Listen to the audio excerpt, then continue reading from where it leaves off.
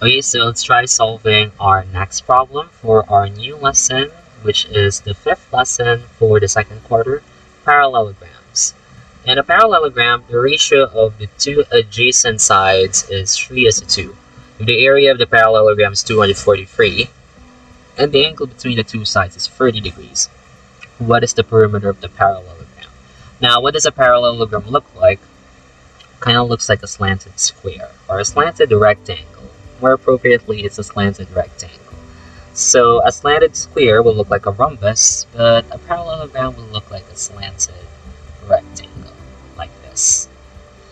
Okay, so for this parallelogram, it says here the two adjacent sides have a ratio of 3x and 2x. We're putting x's since we don't know the value of these sides.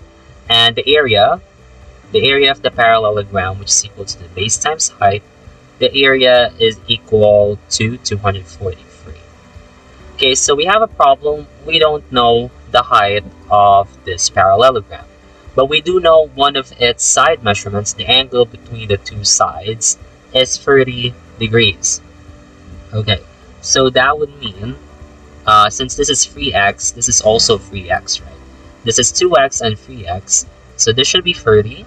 That could be 30 degrees, and this could be 90 degrees for this problem. Since we have a 30 and a 90, this should be 60 degrees.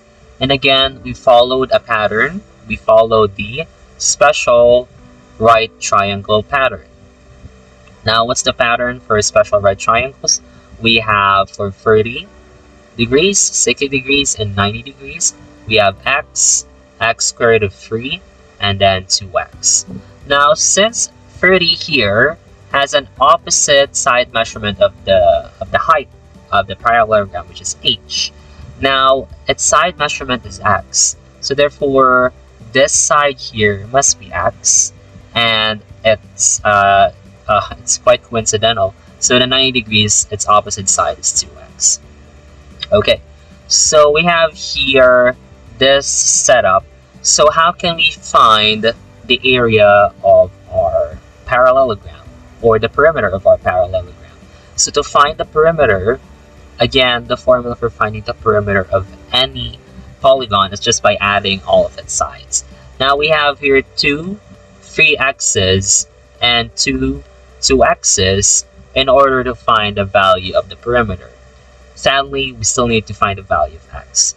So to find the value of x, what we're going to do is we're going to use the area, the formula, the information about the area, the formula as well for finding the area of a parallelogram to find the value for x. So for this one, we already know the value of the base. So the base is equal to 3x. Okay, so a is equal to 3x, and the height is equal to x. Now, we also know the area, it's 243.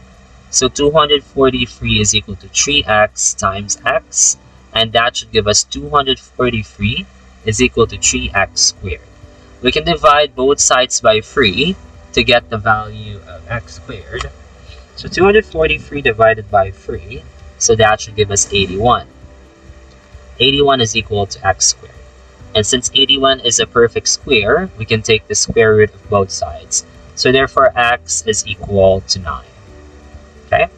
So if x is equal to 9, we can substitute this value here to our perimeter to find what we're looking for in this problem, the perimeter of the parallelogram. So that's 2 times 3 times 9. Okay? And then we have 2 times 2 times 9. Okay, so it's 3 times 9, so that's 27 times 2. And then we have 9 times 2, which is 18 times 2.